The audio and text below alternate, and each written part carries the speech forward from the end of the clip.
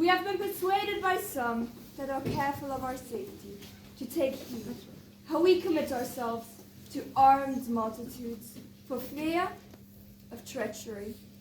But I assure you, I do not desire to live to distrust my faithful and loving people. Let tyrants fear! I have always so behaved myself that under God I have placed my chiefest strength and safeguard in the loyal hearts and goodwill of my subjects. And therefore, I am come amongst you, as you see at this time, not for my recreation and the sports, but being resolved in the midst and heat of the battle, to live and die amongst you all, to lay down for my God and for my kingdom, my people, my honor, and my blood, even in the dust. I know I have the body of a weak and feeble woman, but I have the heart and stomach of a king, and of a king of England too, and think foul scorn that Parma of Spain or any prince of Europe should dare to invade the borders of my realm, to which rather than any dishonor shall grow by me, I myself will take up arms. I myself will be your general, judge, and rewarder of every one of your virtues in the field. I know already, for your forwardness, you have deserved rewards and crowns, and we do assure you, on the word of a prince, they shall be duly paid. In the meantime, my lieutenant general shall be in my stead, than who never prince commanded a more noble or worthy subject, not doubting, but by your obedience to my general, by your concord in the camp, and your valor in the field, we shall shortly have a famous victory over these enemies of my God, and of my kingdom, and of my people.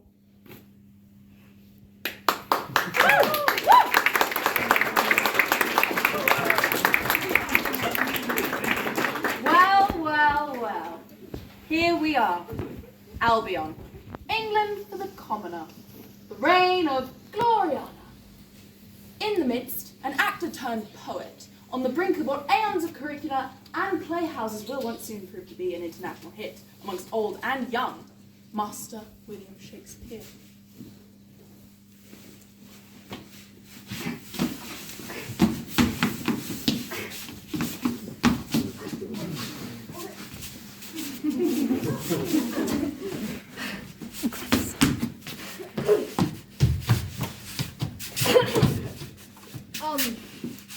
Tomorrow, being Thursday, shall be seen at the Bear Garden on the Bankside. A great match, played by the gamesters of Essex, who has challenged all comers whatsoever to play 5 dogs at the single bear for £5, and also to a wary bull dead at stake.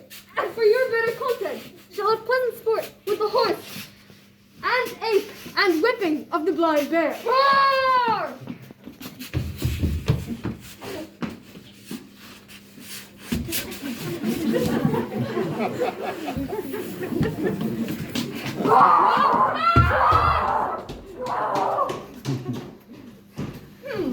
Tis a strange sight. Exit, pursued by a bear. Might use that someday.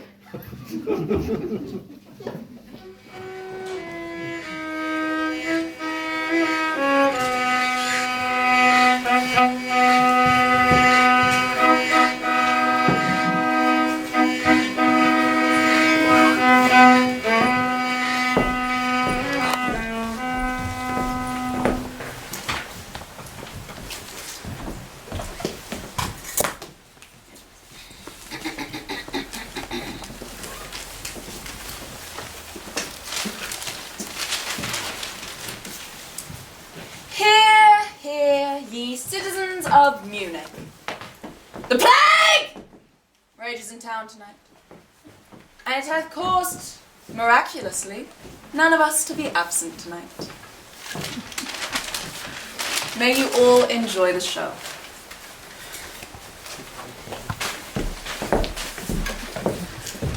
Hello.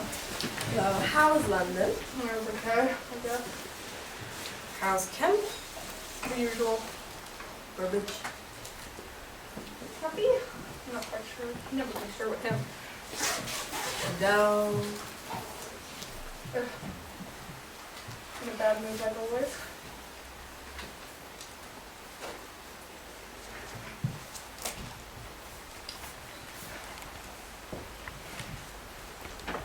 Romeo, Romeo, wherefore art thou Romeo? Sorry, Dad. How old's the sad widow supposed to be? So maybe 13, my sweet. Yeah, 'cause I'm 13. Exactly. I thought it'd be fun to hear my Juliet spoke in her true voice. Before a middle-aged man with 2 coconuts down his body gets a hold of it. I don't say stuff like this, Dad. I'd sound like a complete turnip. Yes, dear, 'tis thy sweet and youthful timbre I feign to hear, not the monosyllabic series of grunts that passes for your conversation. What? I take the view that having my romantic ingenue say, "Oh, what, Romeo? Shut up! You're so weird. I hate you," would be slightly less effective than mine own timeless poetry. Timeless what? As it feels like it goes on for bloody ever. You've never given it a chance. You've only ever seen Henry VI, Part 1. Part 1? What? You mean there's more? I mean, don't take this the wrong way, son, but God, I was bored. He sat there cracking his nuts in the quiet bits. I tried to shush him, but he would not be shushed. He's a stubborn man, your father, William. A stubborn, common man. Which is why you married me. Who I married beneath me. And now you've done the same, William. And what's that supposed to mean? Oh, it means they was 17, he got a scheming 26-year-old tight-fummicking slap of the Duffington. That's what. Oh, you think you're so posh, Mary Arden, like you ain't sewn into your winter knickers like everybody else. Look, I am trying to work. I've come all the way from London to hear my Sue read my Juliet. Well, I'm not happy, doll. Burbage pays you as an actor, not a writer. It's fine. I sent word to the theatre that the 2 tunnels beneath the bridge be blocked. Pardon? The 2 tunnels beneath the bridge be blocked. Anyone knows my loves, knows. I've told Burbage that my nose be snotted and I would not work this week or next. I hope by that you don't mean to tell us we caught the plague. Oh, come on. Wouldn't you wish that someone would invent a substance to stimulate the production of the antibodies and create immunity against the plague? Within weeks, the globe would be trotting back to normal life. Yeah, right. This wish is father to your thought. Won't take it. Infringes on my rights. I'd rather use our quack's cattle anti-worming solution. I hear it's really popular in the New World. Yeah, Dad. Just because it works on cows. Anyways, Susanna again. Right. I have to.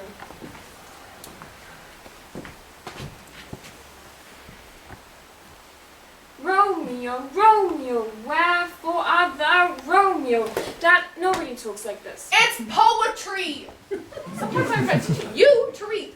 I do think it could be a little less flowery, love. I mean, why doesn't she just say, "Where are you, Romeo"? Because, my love, it doesn't mean where are you, Romeo, it means why are you, Romeo? That's a bit weird. Yeah, Romeo's just his name. Exactly. Juliet is saying, why are you a member of the family that I hate? People are definitely going to think you mean, "Where are you, Romeo"? That's what I thought you meant. So did I. It's bloody obvious. Well, I think to be clear, you're going to have Juliet say, "Romeo, oh Romeo, why are you called Romeo?" A member of a family that I hate. That'd do it. Although, if I'm being really picky, Romeo's just his Christian name, isn't it? And that's not the issue. It's his surname that's the problem. So you think she should say, Montague, Montague, wherefore art thou Montague? No, because that'd sound like she's lost her cat. Look, I think it's best if you leave this to me, my love. I'm on a bit of a roll, and I'm particularly pleased with the comedy scene where a group of serving rival men exchanging a series of increasingly obscure insults. Well, I've told you, don't do comedy. It's not your strong point. It is my strong point, wife. It just needs a lengthy explanation and copious footnotes. If you do your research, my stuff is actually quite funny. So excited to hear about Master Shakespeare's teen romance. It's such a good idea for a story. Yeah, it's alright, I suppose. Better than his usual stuff. Has he let slip any hints about the romance plot? This lad falls in love with this lass, and she falls in love with him, and they live happily ever after. Nice and short, which makes a change from Henry's. And an amazing part for a girl. Kate, you've got to drop that. Just because your mum writes you into my master doesn't mean he's going to put you in one of his plays. It just seems so unfair that the theatre employs men to perform female roles, whereas I, a real woman, am ready and eager. Kate, splendid. Stir these few pages of my bureau, would you? And Bottom, fetch me some ale and pie, please. But tomorrow would be nice. Ugh, I'm famished. The coach promised a refreshment card, but oh no, not on this particular service, you'd be stunned to hear. Oh, I hate it when they do that. Plus, they were filling ruts twixt Stockenchurch and Chipping Norton, and had laid on replacement donkeys, and then had to send for more from Birmingham. We spent 2 nights in a hedge, and did we see a single rut being filled? Oh no, I was forgetting. This is England. One would more likely see a toothless crone with a tooth than an English rut filler actually filling a rut. Fortunately, though, I had a quill and ink and was able to make passing use of the time. My God, Master Shakespeare, it's brilliant, timeless, deathless, the most tragical history of Romeo and Juliet. Oh, Juliet is an utterly amazing part. Yes, I really think I've got her voice. You have, she's perfect. The real challenge, though, will be to find an actor to do her justice. Master Kendall was quite brilliant as Queen Margaret in my Henry's. Although, I fear he'd be too old to play my ingenue. On the other hand, I don't want to boy those baby-faced squeakers like death. Pardon, Kate? Leaping amphibian caught in the ruby pipe, which starts with a swallow but knows not of the birds? I think he means you've caught a frog in your throat. But, you can never be sure with him. I'll get it. As if anyone else was going to.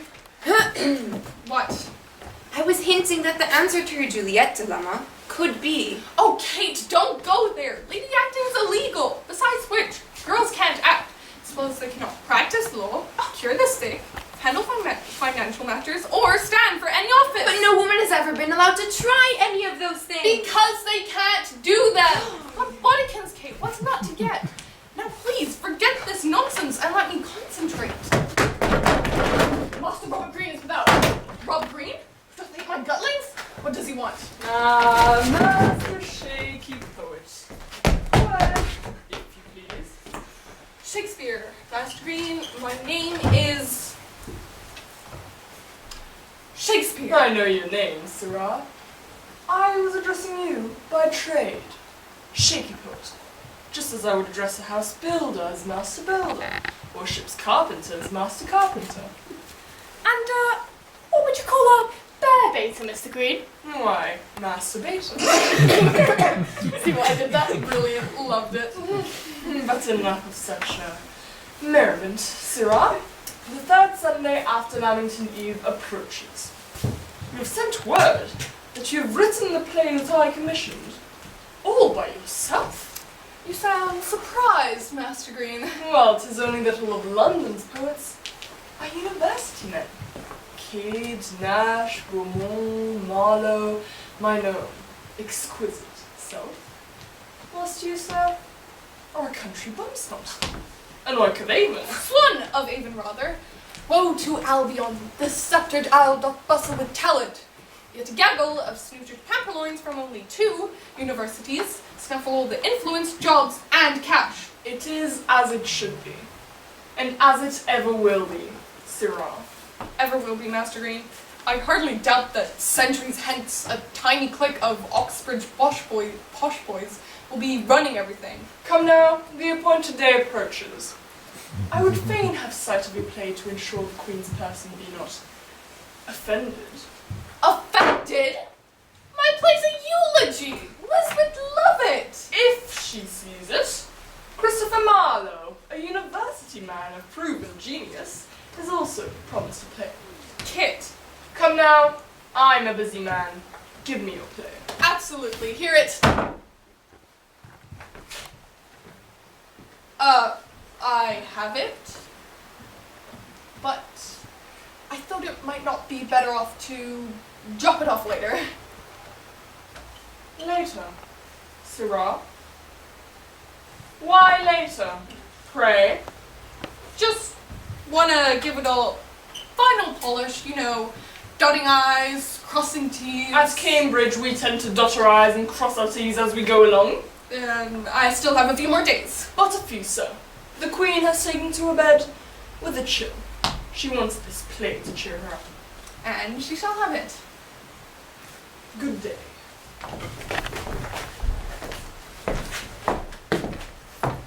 It's gone! My play, it's gone! Oh no, whoa! We must search every inch of this room. But it must be here somewhere. Well, if it is, we can't find it. True. It is beyond our skill. But there's a mystical creature that can find anything. Witness! Don't be ridiculous. Sorry. Nymphs are treacherous creatures. They would only find my plate, put it on fire to warm the toes of their sweethearts, the elves. But there's one more magical creature that can find anything. Who's that?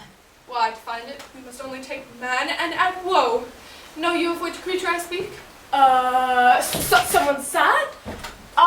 Sad people good at finding things? Why, a man's woe is his wife, and add woe to man, and you get woman! Woman! My wife, Martin, Mistress Anne. She can find anything. Honestly, Master, it'd be so much easier if you just said Anne. It's what I do. Now, hie thee to the coaching house and send word for Stratford. I'm due to the theatre to discuss my new romance, but now must also find a play for Her Majesty. 'Tis as if there be suspended over this sceptred isle a glass ceiling where men of lower births, such as myself, must always bunk our nuggins. Do you think that's why you're going a bit bold? I am not going bloody bold. I just have a very large brain.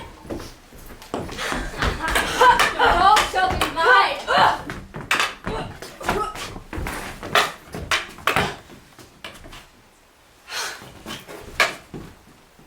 Mr. Burbage, I, Condell, am the senior lady actor of this company. My dear Condell, the ingenue in Master Shakespeare's promise play is a maid of 13 summers, a young bud scarce yet in bloom. And your point? I think he seeks an actor that doesn't have to shave his ears. Good morrow. Good morrow all. Don't you good morrow me, Mr. Shakespeare. This new romance you're writing. I, Romeo and Juliet. Burbage says you want me to play some stay-on nanny. The nurse is a fine comedy role. Comedy, or don't give it to him then. I can do comedy. Yeah, but only London, yeah. Not really Florence, is it? Yes, we all know you worked in Italy, Kemp. Oh, did I get an award?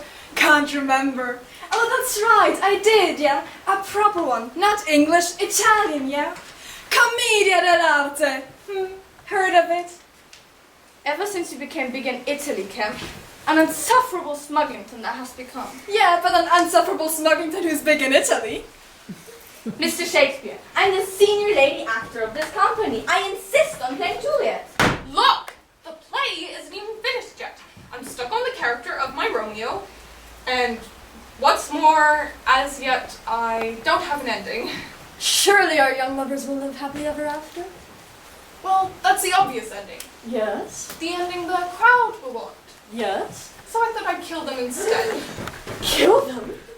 Our teenage sweethearts? Yes! They should be challenging! And entertaining. Mainly challenging. I just need to work out a decent double death plot. Dying. I can do dying. I'm good at dying. Yeah, every night on stage. Oh, said that. Oh, that's right. I did so. Mr. Shakespeare, I can move Romeo. I know I can. Let me prove it. Find a way for me to prove it. A bit sad, though. Begging. Master Shakespeare, I will practice more dancing. As you know, music and dance are key skills for actors. Oh, proud left foot, that ventures quick within, then soon upon the backward journey lies, anon once more. The gesture then begins, command sinister pedestal to rise, a mad gyration, hips in wanton swirl. Blessed dervish, surely canst thou girl, the hook, the poke, verily I say, 'tis what 'tis all about, 'tis what 'tis all about, 'tis what 'tis all about. Kate, stop it now. We go through this 17 times a week. I know I said I'd help, but you can't be an actor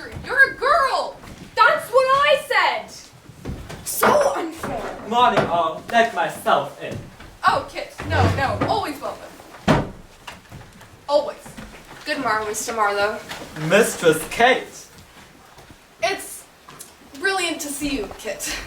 You're so cool and confident. Being your mate always makes me feel a bit more cool and confident. Yes, of course it does. So, Whisper is you're writing another play? Good work that, man. I can't think how you find the energy. Actually, I have several on the go at the moment, alongside my teen romance. Mainly just ideas. The taming of the typically burrowing mouse-like rodent with rounded muzzle found in both Eurasia and North America, which I quite like. He means true. It's what he does. 17 Gentlemen of Verona. That needs trimming. A Midsummer's Night. Series of thoughts, images, and sensations occurring during a person's mind during sleep. Still looking for the big idea there. I've told you. Just say it's a dream. You can get away with anything if you say it's a dream. Exactly, Bottom.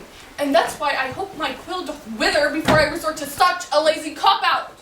You got any more? The Merchant of Guildford? Kinda doesn't. A very funny story of two sets of identical twins, preluded by a massive shipwreck, which is narrated over 5 pages long. Ouch. They all need work, of course, but I have one finished, and I'm particularly pleased with it. The Tragical History of Mary, Queen of Scots. Oh yes, now we're talking. I'm loving that. And such a strong part for a woman. You mean for a man playing a woman? Women can act, obviously. That's what I said. Where would you put the coconuts? Please, Master Shakespeare, I would work So hard! I know I'm only an ignorant woman, but I read Historia Gentis Scotorum and so know something of the Stuart Queen's family history. Clever girls and ugly girl, Kate. Kate, let it lie. Women are not allowed to act. It's so cruel to live in a time when women are denied everything. Oh! But so emotional. Wherefore we were earnestly moved in council to take undelayed order for the inquisition and examination of all these dangerous enterprises and conspiracies, by sundry ways directly avowed to be the said Queen of Scots, against us and our realm, and for that we're very unwilling to proceed against her, considering her birth and estate. We yielded, by good advice given to us, to proceed in the most honorable sort. Anyways, Kit, I was telling you about my new play. 'Tis to be presented to the Master of the Revels, that it may be performed before Her Majesty. Oh yes, that'd be great. Except, probably better if I presented it. Just a thought. Here we go, Master. Be strong. Marlowe, I told you, I'm not writing you any more plays. Come on, Will. You owe me. It's me that got you work before the public in the first place. By sticking your name on it. It was the only way. What were you? A country bumpster, fresh off the coach. Nobody took you serious. Exactly. I was but a jobbing actor when I gave you Tamburlaine, but now I want credit for my own work. A bit selfish, Will. Not very attractive. Kit, be reasonable. Mine is a unique voice. Well, unique-ish. I mean, all you do is jumble up the words. Well, I do a fair bit of word jumbling, but I'm not apologizing for that. I also create language, inventing phrases that I'm sure will one day be in common usage. Enough said. Brevity is the soul of wit. The play be Mary Stuart, who is twice now doing both Scottish and French. She I have dubbed the frog jump. Oh no, fair play. That is pretty good. I mean, that is just the sort of line I should have written. But you didn't. Oh, don't quibble, Will. Makes you look small. Come on, just give us a play. Because of you, everyone thinks I'm this brilliant poet, when actually I couldn't be bothered to rhyme dog with Love. See, lost interest already. Verse is just not my gig. But why do you care if people think you're a poet? You're a famous roisterer. You're the most popular man in the city. Your name is like a cold sore. Pardon? It's on everybody's lips. Bit rubbish, that one, Master. Look, Bottom, improvisation needs a non-critical environment to flourish. and you can't do it when you're being heckled by your servant. You need to man up. Comedy's a tough game. It's adversarial. I just don't think it needs to be. Come on, Bill. You totally know why I need this poet thing.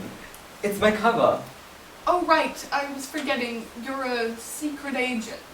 I'm one of Walsingham's men, sworn to defend the realm, yet forever in the shadows. And so I play this glitzy poet whilst on my secret work of vital national importance. And this importance being the entrapping of Catholics. Absolutely. And that's vitally important, is it? Well, it seems to be. Walsingham never tires about it. Look, as a taxpayer, I can't help wondering if the state might not be better off employed expending its resources on other important works. Building better roads, for instance, or some rudimentary urban plumbing, or working on strengthening our ties with countries from the continent. Well, you'd think, wouldn't you? But indicting Catholics, that's definitely the big thing. Just as indicting Protestants was the big thing of the last insane bent in the crown that passed England's way. God has given such brave soldiers to his crown that, if they do not frighten our neighbours, at least they prevent us from being frightened by them. Yes, weird, isn't it? But I don't make the rules. I'm just in it for the expense account and the chance to chase foreign lasses. Well, I'm sorry, Kit, but you're gonna have your exotic associations at the public's expense without my help. I love you, cuz, but I'm not giving you my front jump play, and that's final! Well, if you won't, you won't, I suppose. Writing plays is not that hard. I just write by myself, you know. Kit, you be no poet. If you write a play, I fear be that which sticks but be not fish, fertilizes plants but be not compost, and is the last stage of the digestive process but be not glass of port or pipe of tobacco. Pardon? He means crap. You get used to him over time. Well, no hard feelings. Right, I'm for the tavern. Love you loads. I hated saying no. He's such a great bloke. What? He uses you. He's a mate! You're his minion. I am not his minion. You are, and you can't see it because you're too nice. What's more, he gave up too easily. He's up to something. I don't trust him. Nonsense, Bottom. Kit's my mate. He would never plot against me. Here. Let me tell you all about Bankside. There's a great many inns, taverns, and beer gardens scattered about, where much amusement may be had with eating, drinking, fiddling, and the rest. What is curious is that the women, as well as the men, in fact, more often than they, will frequent a taverns and alehouses for enjoyment. What talk of houses? Talk of English women. Wives in England are kept so strictly as they are in Spain or elsewhere. They have the free management of house or housekeeping, and go to the market to buy what they like best to eat. They are well dressed, fond of taking it easy, and commonly leave the care of household matters and drudgery to their servants. They sit before their doors, they attach fine clothes, in order to see and be seen by passerbys. All the rest of their time they employ in walking and riding, in playing at cards, or otherwise, and all this with the permission and knowledge of their husbands. Nay, my brethren, London people seem extremely proud and overbearing.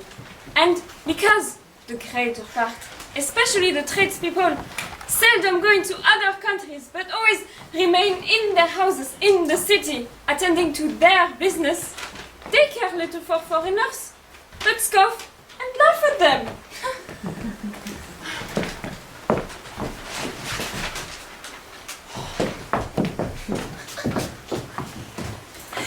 Well, you see, we are quite a thing in the rest of the world.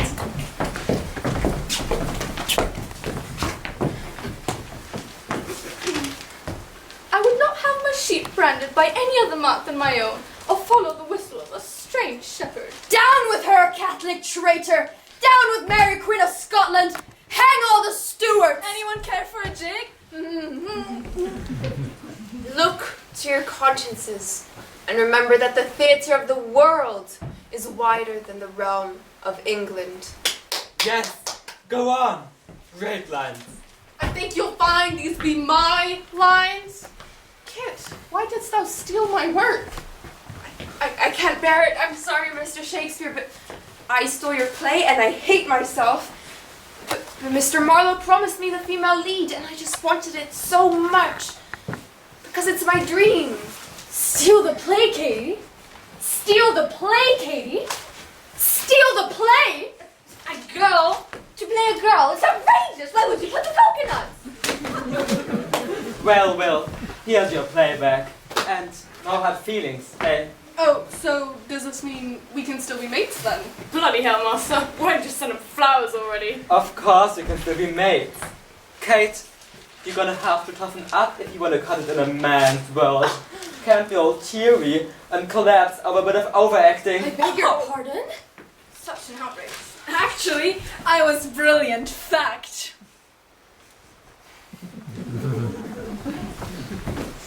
Word has reached me that Will Shakespeare is seen about the town in fine new tights. 'Tis clear I must needs compose a savage review to shame the rustic fool to the world of poetry. Well, if he be so vain as to think that he can come a-prancing along amongst educated men, then perchance I can turn that vanity against him. This upstart crow, beautified with our feathers, that, with his tiger's heart, wrapped in a player's hide, supposes he is as well able to bombast out a blank verse as the best of you. And, being an absolute Johannes factotum, is in his own conceit the only Shakespeare in the country. I've got it! I've got it! I've got my play for the Queen's Feast. I only pray I'm not too late. Play. Play. You talk of plays. The Queen's chill has grown worse and she is like to die. The kingdom is in crisis. We will have a new monarch by eventide, and I must hasten to insert my nose betwixt the next set of royal buttocks before any other oily gorgeous fill the gap. Be gone, sirrah. Play. But, Master Green, surely, if you would like to be the master of the new monarch's rebels, surely you'll need a play for the celebration feast. Actually, that is true. No other culture will have a play so soon. Guards, see that Master Shakespeare does not leave.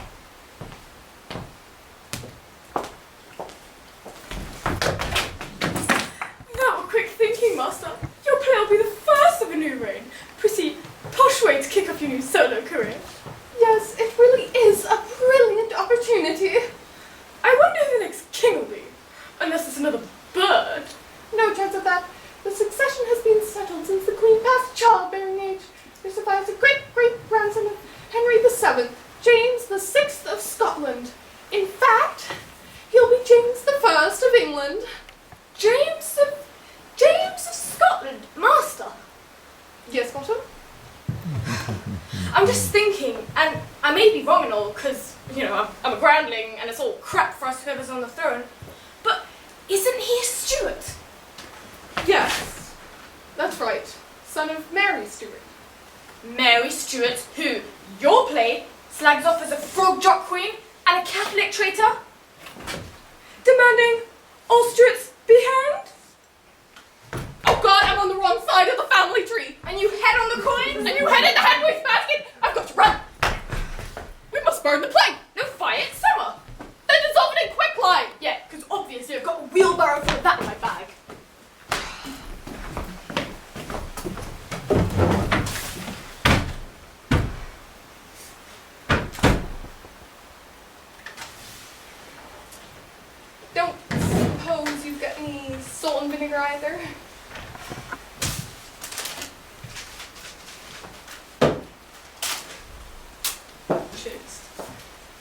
For what is a family without a steward? A ship without a pilot? A flock without a shepherd? A body without a head? The same, I think, is a kingdom without the safety and health of a good monarch. The end crowneth the work. Glorious news! The Queen is recovered. The doctors think her like to live another 20 years.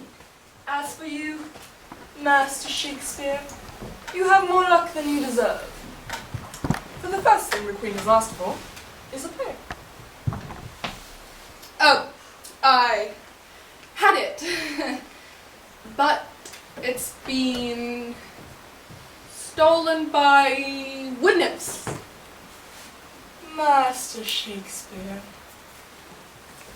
Her Majesty is promised a play and you must provide one now.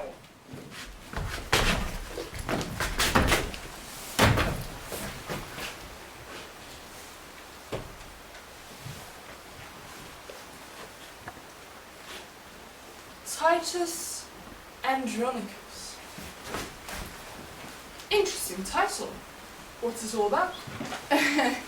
It's about this Roman soldier who wins a battle and then invites everyone to a feast of blood.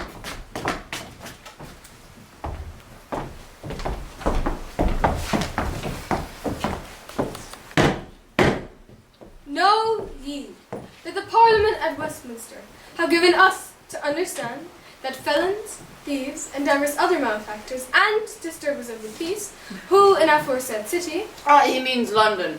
and elsewhere have committed manslaughters, robberies, and divers other felonies secretly withdrawing from the same city. London? Yes, that's what I just said, isn't it? Withdrawing from the same city after having committed such felonies, flee to the town of Southwark, where they could not be attached by the ministers of the said city. Yes, yes, yes, I know, London, and there are openly received, and so far default of due parliament, they are emboldened to commit more such felonies. Well, you see, never boring here. The four amphitheatres in London are so beautiful that they are worth a visit, which are given different names at different times. The most outstanding of them, however, and the largest, is that whose sign is the London. Swan, as it seats 3,000 people. It is built out of flint stones stacked on top of each other, supported by wooden pillars which, by their painted marble colour, can deceive even the most acute observers. As its form seems to bear the appearance of Roman work, I have made a sketch of it.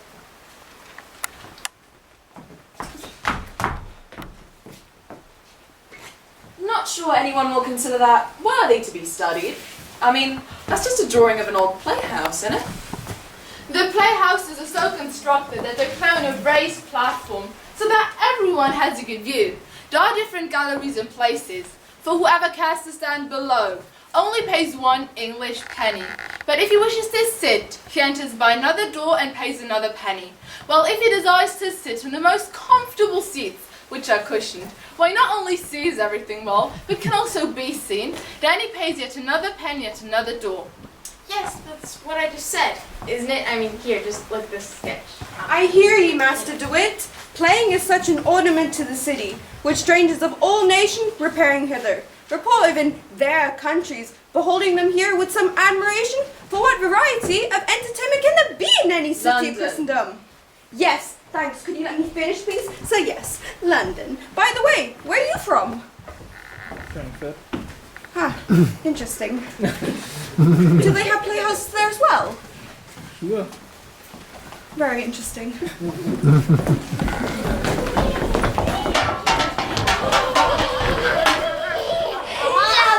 Double, toil and trouble, fire burning, cauldron bubble. All hail Shakespeare, owner of your house in Henley Street, owner of a fine new suckling pig, and owner of new place hereafter. Owner of new place hereafter. Double, toil and trouble, fire burning, cauldron bubble. Hello?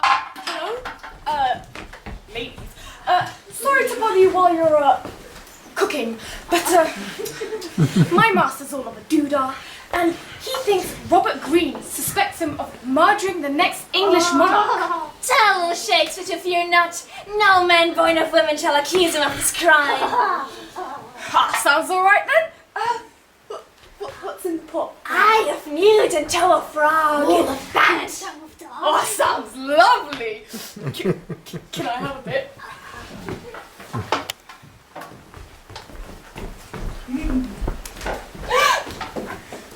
Well, that was a bit weird. Such a strange prophecy. Although, I am the owner of a house on Henley Street, but I own no new pig. And I'm certainly not the owner of the new place. Second largest house in Stratford. Own water, extensive family area, room for a second cow. And then I would kill for that house. The upstart crow is ever more advanced in the world. There must be some lewd scandal or base crime with which to dispatch him to the dungeons or the gallows. He claims to lead a blameless life. Married, sober, solvent, dull. But all men have their secrets. And when I find Will Shakespeare's, I will crush him like a walnut betwixt the iron buttocks of a titan. Kids! Hello!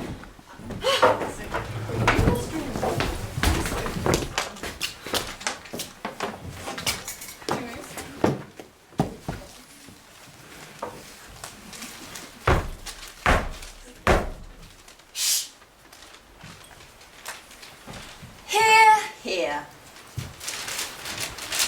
It hath been decreed by Her Majesty's Privy Council that in great inns, having chambers and secret places adjoining to their open stages and galleries, no innkeeper, tavern keeper, nor other person whatsoever within the liberties of this city shall openly show or play, nor cause or suffer to be openly showed or played within the house yard of any other place within the liberties of this city, any play whatsoever. Get out of here! These bloody actors. Our new theatre be scarcely built, yet already the god-prodding puritaties of the city council have petitioned our majesty for its closure. They say it be nothing but a den of debauchery. Hard to see how a 5-act, 47-character play written entirely in blank verse of the third of a life of a lesser-known Henry could be described as debauchery. Still, I do agree. 'Tis a puzzle how the city council justifies their charges that putting on my play will result in the use of Winchester geese. Sometimes it's just the only way to stay awake during the last act. Point is, that is their charge. Once more, we're in desperate need of a title patron now that Lord Chamberlain has withdrawn all his favors. Just because he's afraid of the puritaties. What about that young Henry Southampton? I mean, he hates the puritaties. That posh boy you used to fancy. I did not fancy him. I merely happened to mention in passing that he were lovelier than a summer's day and that his eternal beauty would live longer than men still breathed and had eyes to see. Totally ambiguous lines, I think you'll agree. Not remotely suggestive towards a deeply agonizing personal and private passion. I really hope that this whole silly idea that I was part hugger-tugger would have done its dash by now. Yes, I kind of think that one's going to hang around, mate. Look, I see young Southey on the dilly from time to time. I can ask him, if you like. Won't do any good. He hates theater. Can't stand histories. What about one of your romantic comedies? Hates them more. He's an incorrigible romantic and resents the way theater only ever uses love as a source of fun. What about a romantic tragedy? Might lure him in. Romantic tragedy? No, it's never been done. Exactly, Burbage. But doing what's never been done is exactly what I do. For instance, this morning, I came up with 3 completely original phrases. Truth will out, as good luck would have it, without rhyme or reason. I think they'll still be remembered in 400 years' time. I don't know what the world could do without you, mate. And so you see, Kate, 'tis finally time to present my teen romance. So exciting! English Theatre's first proper romantic tragedy, and is all complete? Pretty much. Although, I'm not particularly pleased with the balcony scene. Something tells me it's going to be a biggie. What do you think? Good night, good night. Parting is so boring that I could say good night till it be morning. I like the intention. She's sad because her love must leave, but she's only sad because she loves. It's a sort of... Mustn't grumble. Mustn't wallow. Nailed it. I'm not really sure about the second bit. You're right. It's missing two iambic beats. How about mustn't flipping wallow? No, it's not really the scansion. I preferred your idea about looking forward to the glad morning. Uplifting, hopeful, like a young girl's love. Yes, but morning doesn't rhyme with sorrow. Morrow does. And so I was about to say, Bottom. Don't think you are. I most certainly was. Good night, good night. Parting is such sweet sorrow that I could say good night till it be morrow. Brilliant. The last one is the best bit. I'm loving this sweet sorrow stuff I came up with. I think I'll use it for Juliet's actual dismissal of Romeo from the balcony. She needs to tell him to leave, but also that she wishes he could stay. Oh, she would make him her captive. But bound only by bonds of love. Well, when I were a boy and my life were very harsh and brutal, Bottom, I'm trying to work here. sometimes in my pain and loneliness, I'd trap a lark or a sparrow and hold it fast with a thread of silk. Bottom, I'm trying to concentrate. It were like so delicate and beautiful and sweet of a song, and I knew I should release it, but the only freedom I could bear to grant it was the length of the thread. Actually, that is quite an effective and appropriate image.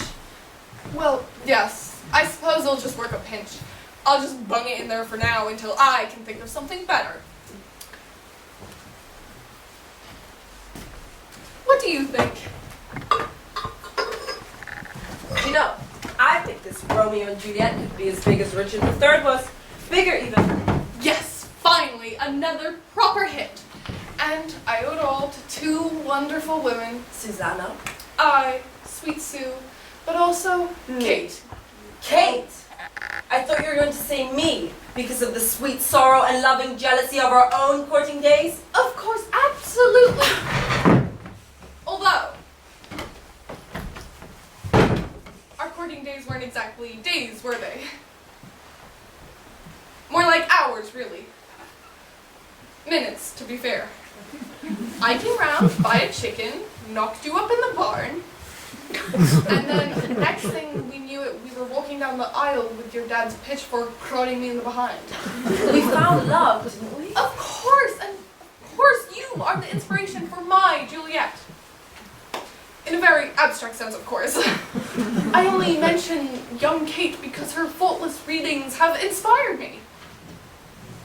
You're not going all diddly-doo-dah on her, are you? And please, just simply that I admire her faultless oral work, and she has a very fine chest. I also admire her ass. A nuts. Ass and nuts. No.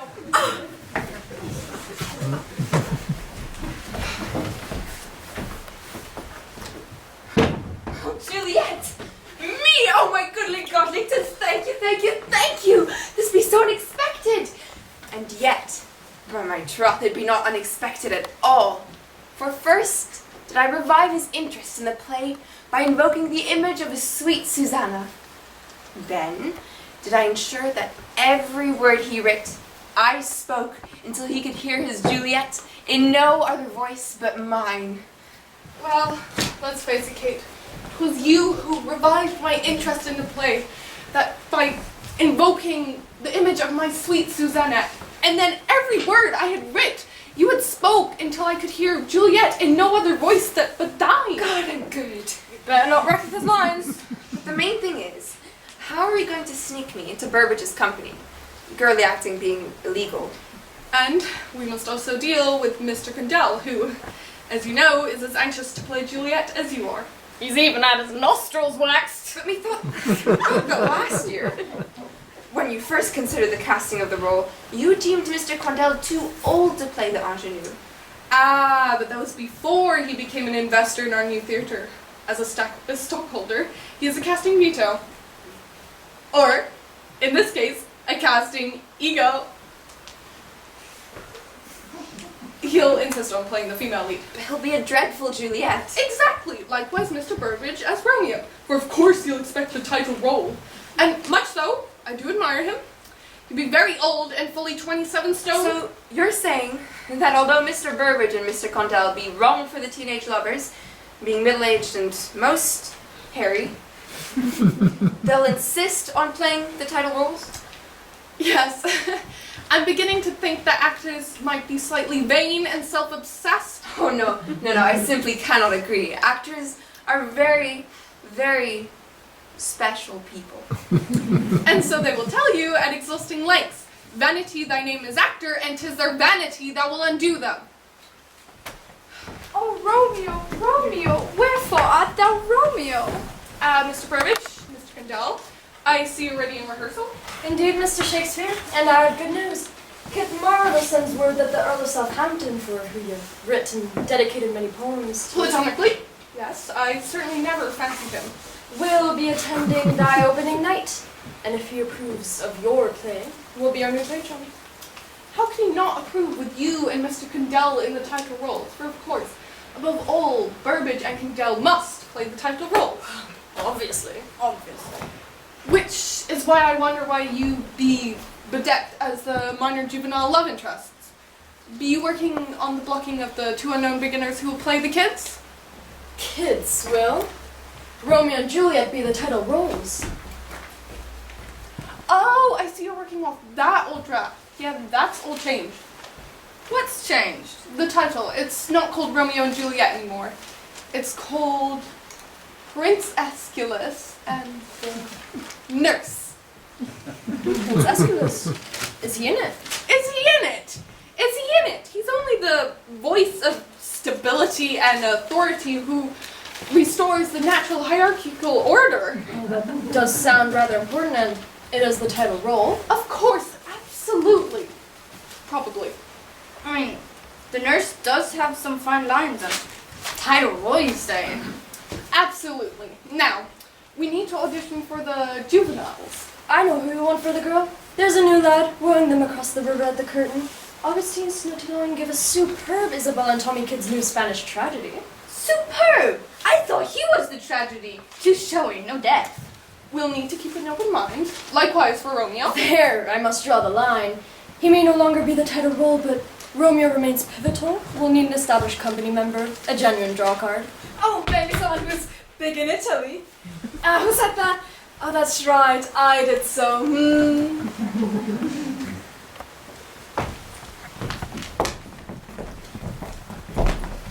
The upstart crow flies over higher. Lord Southampton himself will attend the curiously titled Prince Aeschylus and the Nurse, and 'tis whispered that if he approves, he will stand patron to the company. So powerful a protector, the crow will be beyond my clutches. I must sabotage the show. You shall be my spy, Master Elaine. My body is my tool. Basically, I'm a tool. I think that much is clear. Now, let's see. We must needs have you be cast as the ingenue in Master Shakespeare's new romantic tragedy. I've met the director. We've talked. You will make sure that you are cast, Sirrah. And, on opening night, if somebody sets fire to the theatre during the balcony scene for a generous fee... Shouldn't be a problem. I'll be on fire anyway. What's in a name? That which we call rose by any other name would smell as sweet.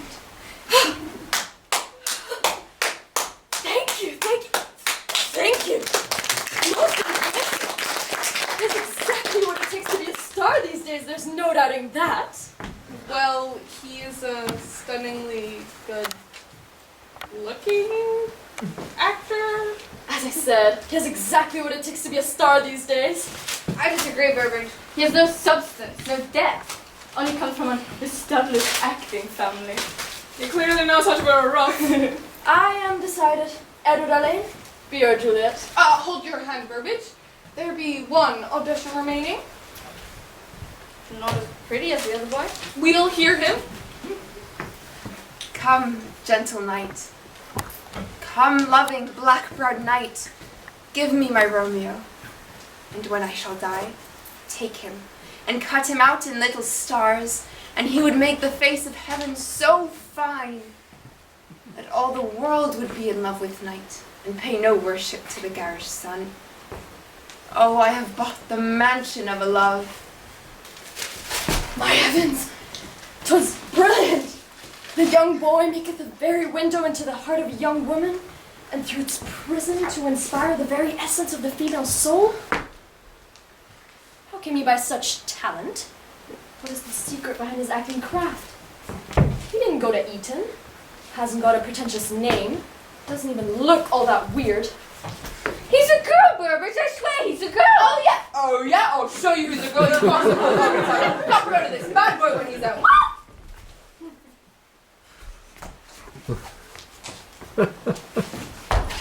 So, you have failed. I have no more use for you. Begone from my sight. I didn't fail, Master Green. There's a reason I didn't get the role. And I think it's worth as much to you as me sabotaging the production. Really? Well, if you do have some valuable information that I can use against Master Shakespeare, then I will pay handsomely for it. They've cast a real girl.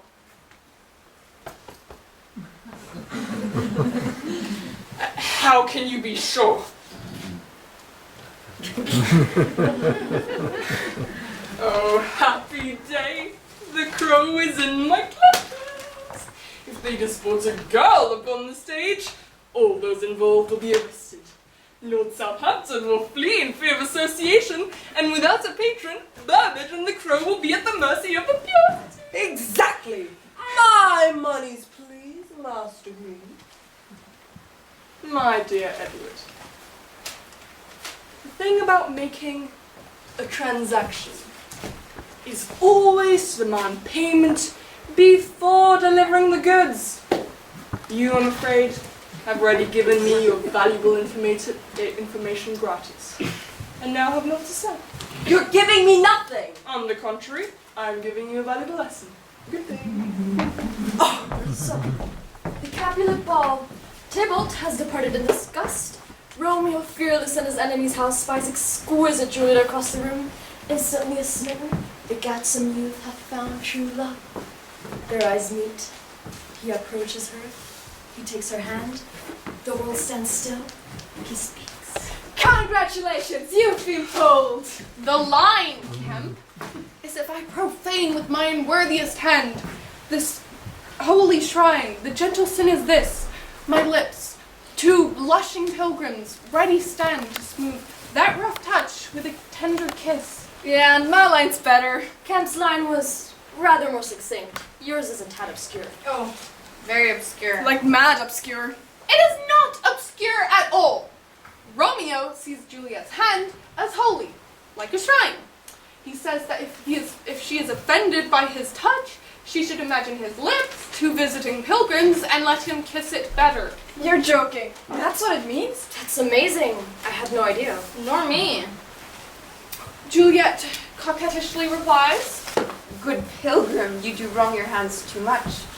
For saints have hands that pilgrims' hands do touch, but palm to palm is holy palmer's kiss.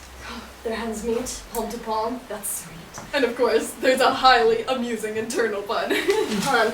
There's a pun. Oh god. Of course there's a pun. People love my puns. They love how obscure they are. Pilgrim is archaic slang for palmer. Romeo, now having called himself a pilgrim, is offering a palmer's Bob! It's so funny it's gonna stop the show. Maybe you could afford to lose that one, Master Shakespeare. Bit weak. It is not weak! Pucker up, babes. Oh, now that is a cracking good scene. Yes, it's pretty good, well, I must say. Congratulations. Now I understand it. I consider it destined to be in one of the most celebrated lovey kissy moments of all of English theatre. One of? Thank you very much, Condell. How damning would think praise. It's a good start, yeah. Two teens hook up at a party, like it, but to make it brilliant and edgy they should get totally leathered, go get tattoos, and Juliet passes out in the kitchen. Oh, and Romeo comes up with the best maid, Then Juliet wakes up with his name tattooed on her bum. Mr. Captain, let us hope a day never dawns in Albion where tales of young love are reduced to mere celebrations of drunkenness and flirtation. Keep wishing, history's on my side. I want drink. And some sweets. Oh. And make sure no one with big hair sits in front of me. Yes, of course. Oh. And make sure you have an extra handkerchief or two. I'm a terrible old sobbing puppet, bound to cry in the sad bit. Oh, you will cry, my lord, when the crow is arrested. And you disgraced for attending such a show with an actor with a false codpiece.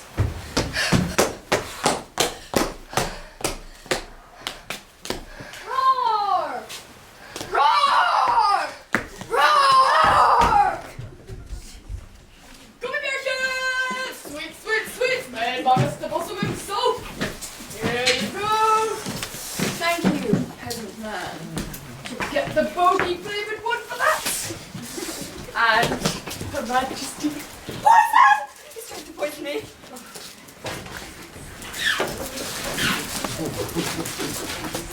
We have you.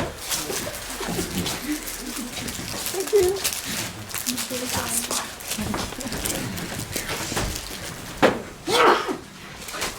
You said the title had changed! Oh, a genuine oversight, Burbage. I really meant to tell the printer. There's no use now, we'll just have to go with Romeo and Juliet. Just Romeo, I think. Because this is the one who has no right to be an actor. He's a girl! Juliet! A girl! A girl? Impossible! Oh, it is possible. She's using real Pilkingtons instead of coconuts, which is just cheating. We're ruined! I'm so sorry, Kate. It's okay, Master Shakespeare. You tried, and I love you. I tried because you deserved it. If anyone had the rights to play star-crossed lover, it was you. If only there were a way.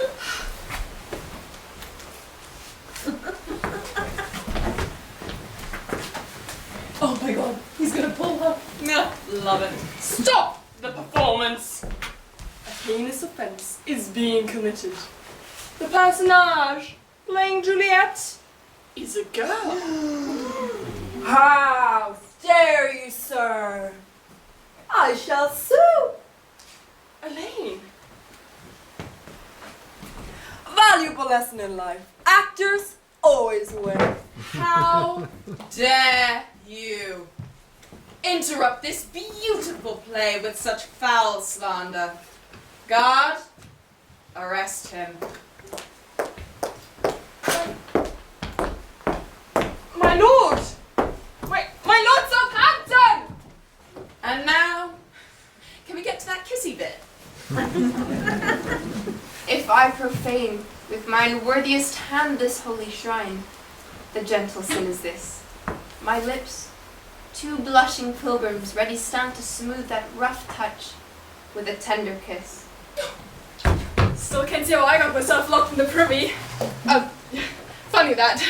Luckily, Kate knew the lines. She is rather excellent. Well, good thing there's a law against her then. Beautiful. Upon watching Master Shakespeare's history plays, and now full knowing through his Romeo and Juliet. Well, no, it's Princess Aeschylus and the nurse. Yeah. That love is a theme that the poet has explored with depth, and being Well pleased with that admirable character of Falstaff from the histories, we command him to continue it for one play more, and to show Falstaff in love. His play is expected to be shown within fortnight. Looks like you got yourself a new patron. Southampton absolutely loved it. Did he? Did he really? What was his favorite part? Oh, without question. It was that amazingly moving image of the captive bird on a silken thread. Yeah, that was mine. Let him fetch me some ale, please. Showing a very unpleasant side, if you don't mind me saying, Master. Well, Kate, you didn't get to play Juliet, but you got the next best thing. The best thing, if I'm honest, Mr. Shakespeare, because, not surprisingly, Romeo, being the male protagonist, is informed with a complex set of personal and social issues, whereas Juliet, being the girl, is informed exclusively by her attitude to the male protagonist. Oh, you spotted that, did you? And Romeo has 74 more lines. Well, Master Wayne, you were a brilliant Juliet. Mind you join our company? Master Shakespeare, I think it best to keep my own company in the Rose Theatre at Bankside. Kit Marlowe did promise me some plays of his own hand, the next one being Dr. Faustus. Very tragical, very good. Or I may found a college of some sort. I recently acquired some land in Dulwich. Bankside, you say? I wonder if I should not take up company there myself. What would we call our playhouse in Bankside? Well, let's go big. How about the Globe? The Globe!